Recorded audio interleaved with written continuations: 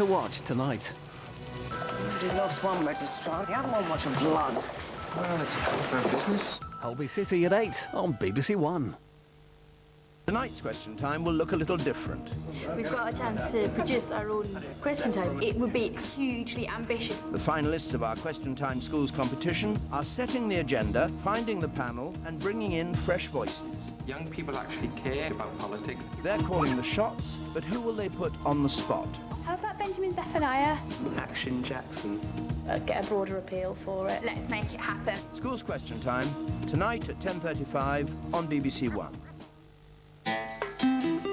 This is BBC One in the northeastern Cumbria. Now the news at 1 o'clock. Preston. Jon Prescot to face a full investigation by the Parliamentary Standards Watchdog. But the Deputy Prime Minister insists he's done nothing wrong and won't quit. Special needs teaching and postcode lottery are not fit for purpose. 1 year on from being awarded the Games, the hole in the ground that's on course to become an Olympic village. And Michael Vaughan is ruled out of playing any part in the Ashes series in Australia. Coming up here on Look North in 30 minutes. Police investigate a suspicious death at this northeast residential home. And we have the technology where you don't need cash to eat here, just a fingerprint.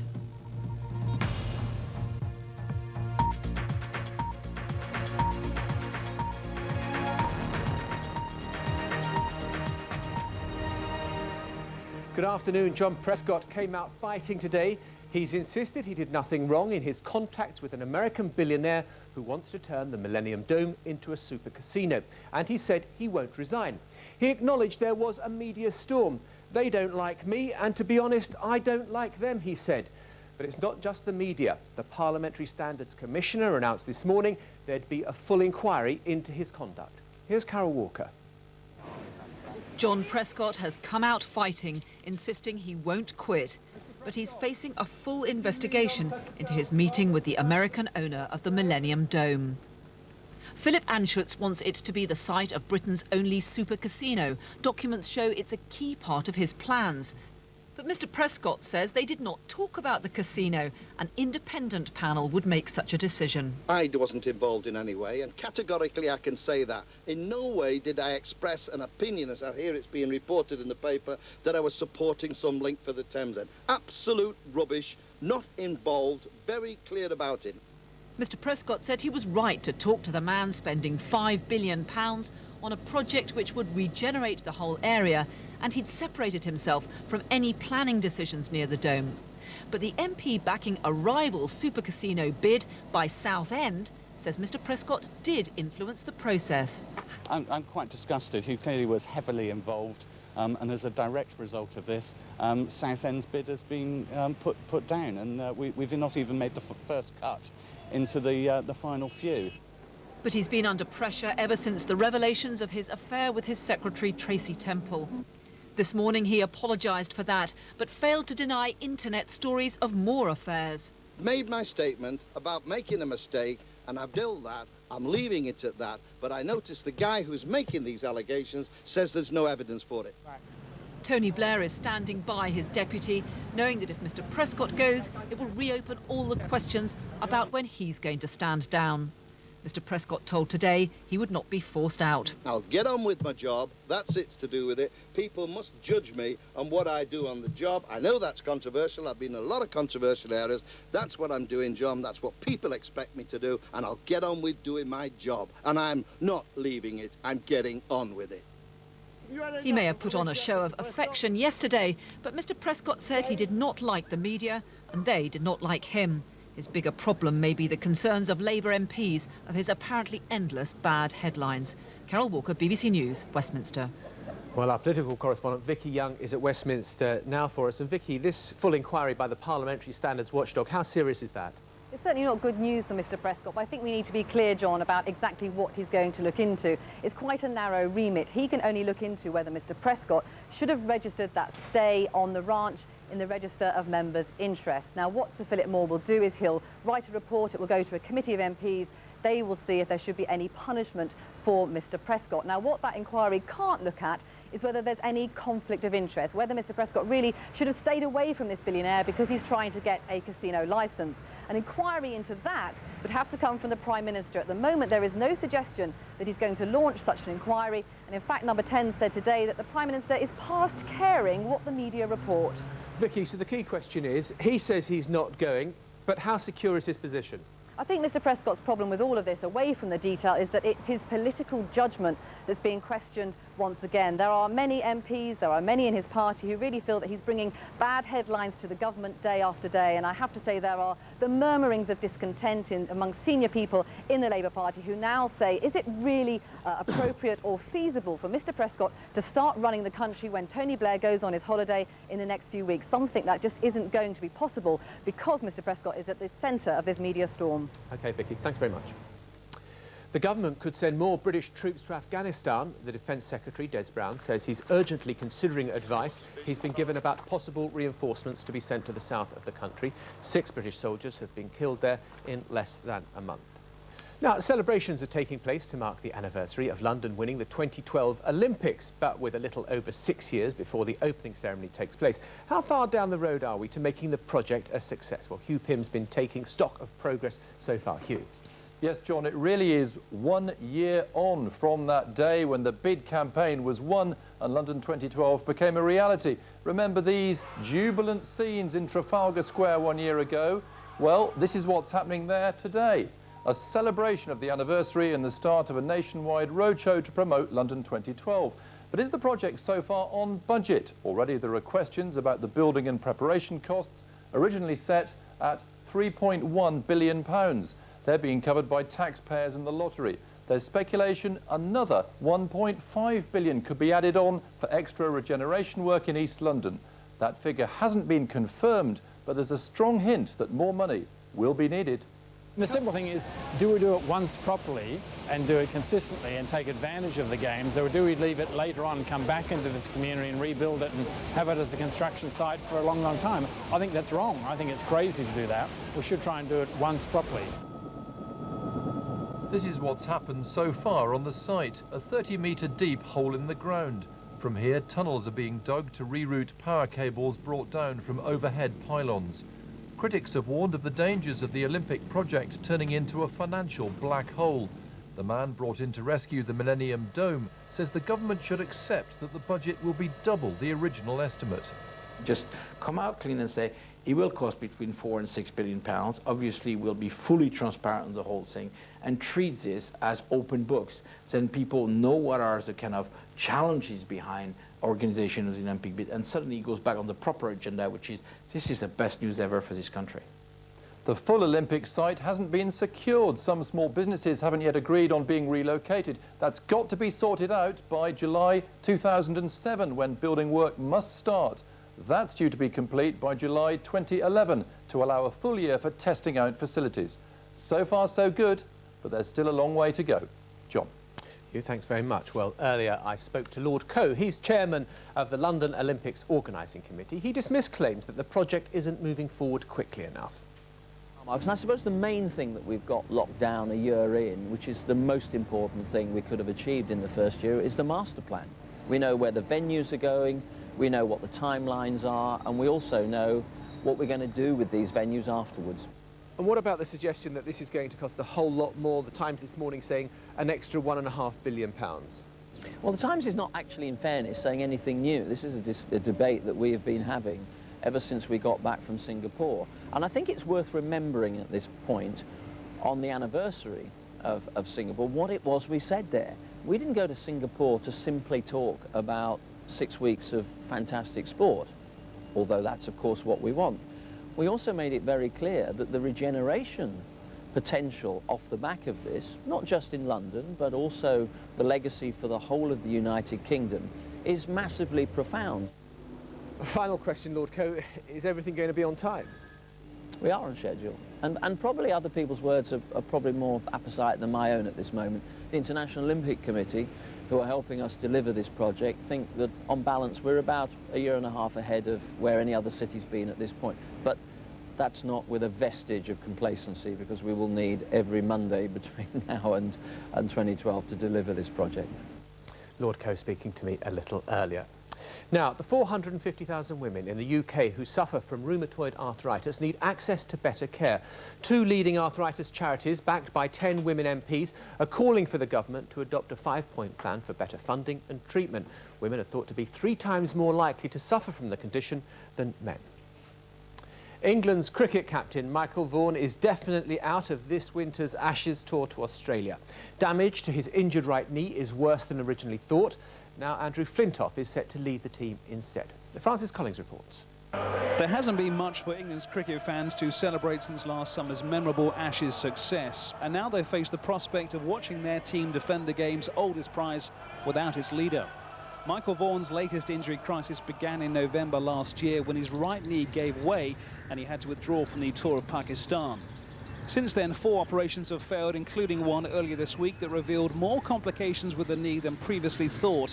And so Vaughan will watch the Winter Series against Australia from the sidelines. Although a former Ashes winner doesn't believe it's a terminal blow to England's chances. Let's be fair, there wasn't too many people that said they were going to win the Ashes over here last time round. Vaughan was very much involved in that, of course, but he had 4 great bowlers who bowled magnificently. He had a team that pulled together, the batsmen, everybody contributes, and that's what you have to do to beat the Australians. Everyone has to come to the party, so he will be missed, but England can still compete, yeah. An appearance for his county Yorkshire in May suggested Vaughan might be on his way back, but it wasn't to be. And he's not the only England player dealing with an injury. His deputy, Andrew Flintoff, is one of 4 Ashes winners currently out of action. And while Australia prosper, England's form has been poor. They haven't won a Test series since beating their oldest adversaries last summer. The England and Wales Cricket Board say this is not the end of Vaughan's career, but as England chase that first Ashes win down under since 1986, they know their task has suddenly become far more difficult. Francis Collins, BBC News. And the time now, it's 1:15. Our top story this lunchtime. The Deputy Prime Minister, Jon Prescot, is to face a full investigation by the Parliamentary Standards watchdog. Coming up, docking with Discovery. The shuttle prepares to meet up with the International Space Station. Here in the northeastern Cumbria in 15 minutes, the cricketing legend Fred Trueman is laid to rest this lunchtime. And mixing it with the politicians, the pupils who'll be rubbing shoulders with world leaders at the G8 summit. And you can see more on that meeting in Real Story on BBC One tomorrow evening at 7:30. Now, of course, the events of 7/7 put Britain's Muslim community under the spotlight. Well, over the next 3 days, 40,000 people are expected to visit Islam Expo, a massive event in North London promoting Islamic culture. Well, Razia Iqbal is there. Razia. Yes, indeed. Islam Expo is being billed as Europe's largest ever Islamic cultural event.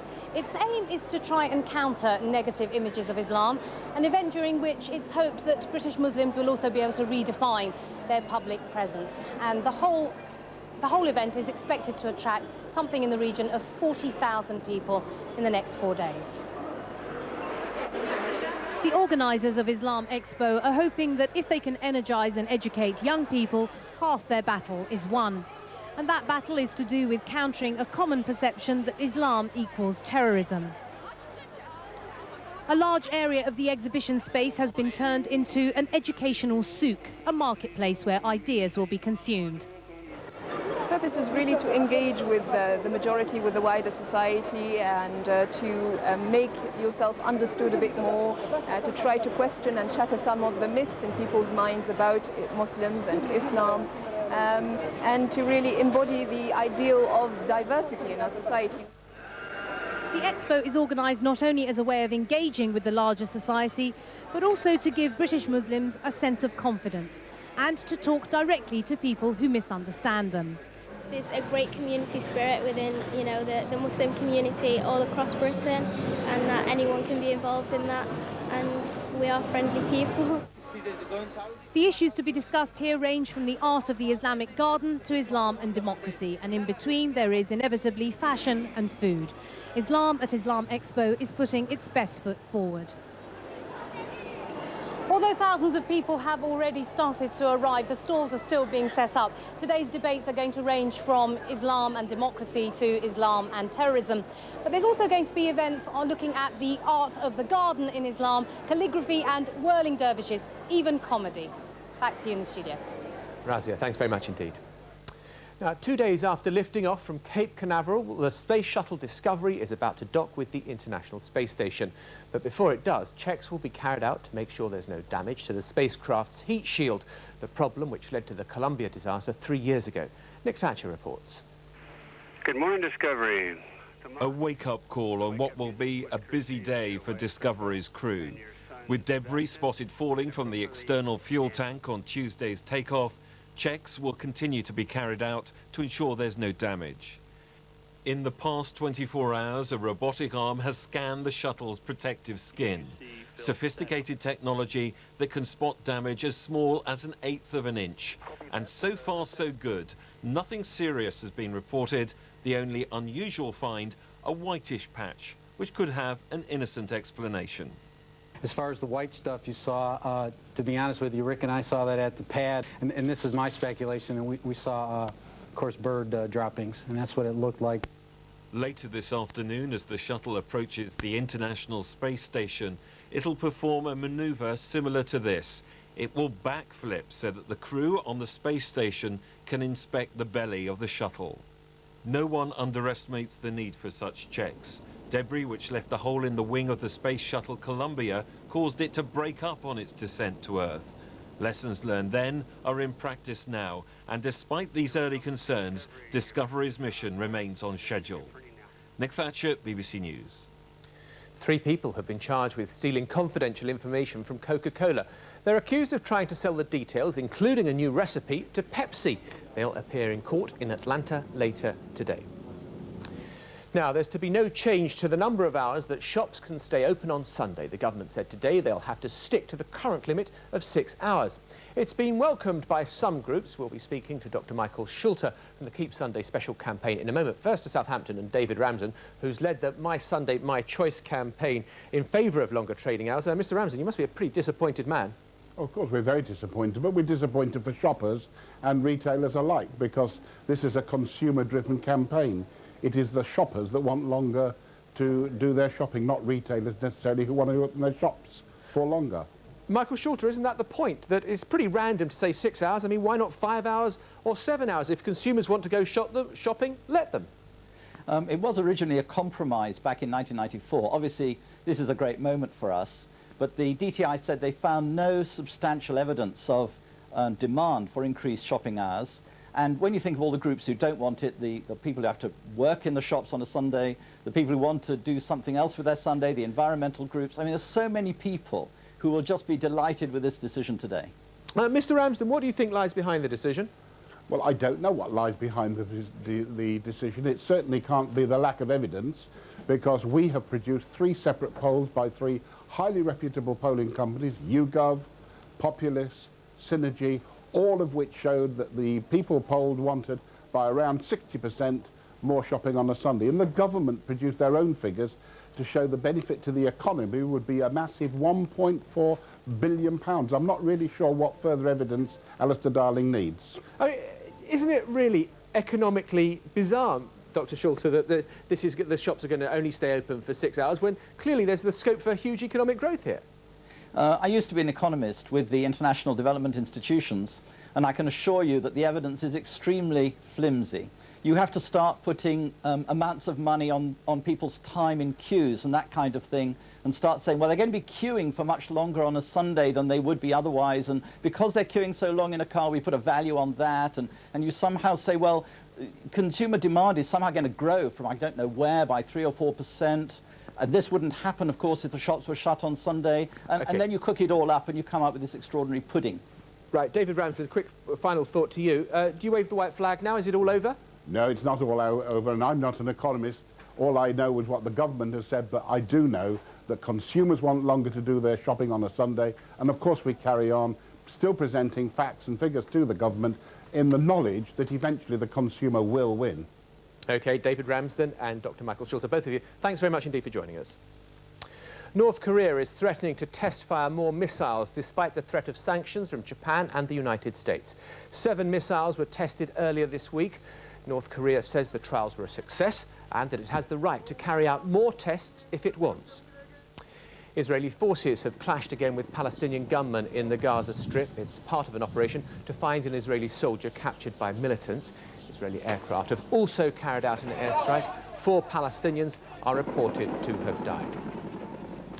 Now, it's women's semi-final day at Wimbledon. The world #1, Amelie Mauresmo, takes on the 2004 champion Maria Sharapova. And Justine Henin-Ardenne takes on the fellow Belgian Kim Clijsters. Well, Ollie Foster is at Wimbledon now. Ollie. John, the weather has been a little bit unpredictable, but not so the women's championships this year, because the top 4 women in the world you mentioned there are through to the last 4 here. The Belgians are on court. Let's bring in a Wimbledon winner to help us pick a winner. Virginia Wade. The Belgians are on court. Justine Henin-Ardenne against Kim Clijsters. It's tied. The serves are holding so far at 2 apiece in the first set. How's that going to go? Well, they've got up to a very good start in that match, and Justine Henin-Ardenne has been my pick for the tournament, so I still can't go away from that. But I just had the feeling today that, you know, Kim is so relaxed and she could cause some problems for her today. I just had that feeling she might have a really good day. Sort of fun to listen to her talk. She's, without question, the nicest girl on the tour, and she was saying, you know, at the end of the day, trophies mean a lot, but they don't talk to you in your next life. It's friends who talk to you. And I thought, what a great line that was. So I think you still have to go with Justine a bit. Amelie Mauresmo against Maria Sharapova quickly. I really love the way Amelie plays her. She's been playing pretty well, so I'm going to give her just a slight edge, despite the fact that she has been known to fall apart a little bit in major events at semi-final stages. We will wait and see. Virginia, thank you very much. They've promised that it will stay dry for a while. There's a men's quarter-final going on behind me. Rafael Nadal against Jarkko Nieminen. That's 1-1 in the first set. Ollie, thanks very much indeed. Well, we note with interest the fact that the covers are not on at the moment. Susan Powell, is it going to stay like that? I like the use of the word for a while, actually, John. I'd like to know what a while actually technically is. Taking a look at the satellite picture across the UK this morning, you can see how the heat wave has been continuing to break down. Here, this massive white cloud where we had some hefty thundery showers through this morning. They are going to run further eastwards this afternoon. This is 3 o'clock, still dry for Wimbledon, but for the northeast of England, some heavy thundery rain on its way, and the Met Office have actually just issued a severe weather warning for this area. We could have some torrential downpours here and some localised flooding. On to a much quieter note as we head into eastern Scotland, though, some sunshine on the way here, maybe the warmest spot in the UK today. A little greyer, though, as we head into western Scotland and Northern Ireland. Some patchy cloud working its way in here at the moment, thickening through the afternoon, and that will bring us some rain towards the end of the afternoon. For Wales, though, the southwest of England, the West Country and the West Midlands, where we saw some torrential downpours this morning, some much quieter prospects for this afternoon. Still some showers scattered around, but becoming lighter and fewer and further between as the hours go by. But keep your eye on the blue, because you can see it does work its way eastward, so there go those showers on into this evening. But come tonight, the rain actually clears from across the UK. We're left with a lot of cloud, but it is a dry story, and for most of us a fresher one than of late, so much more pleasant for when you're trying to nod off to sleep.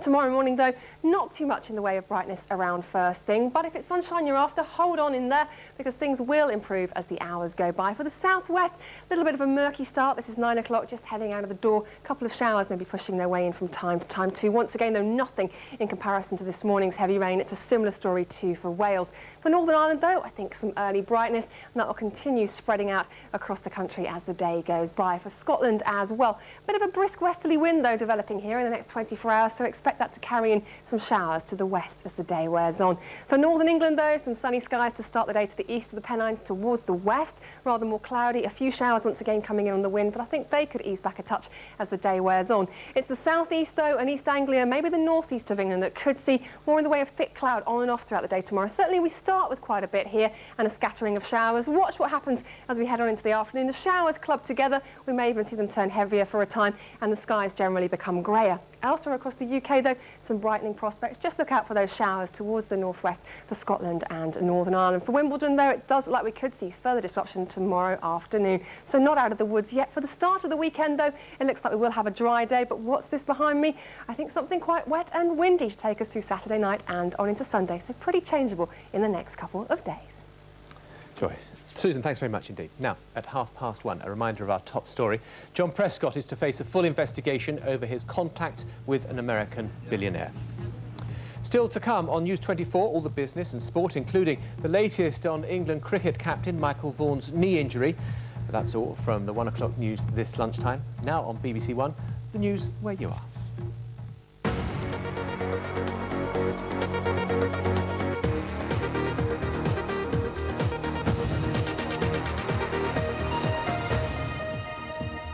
Hello, welcome to Thursday's Look North. In the headlines this lunchtime, police are called in to investigate a suspicious death at this residential home.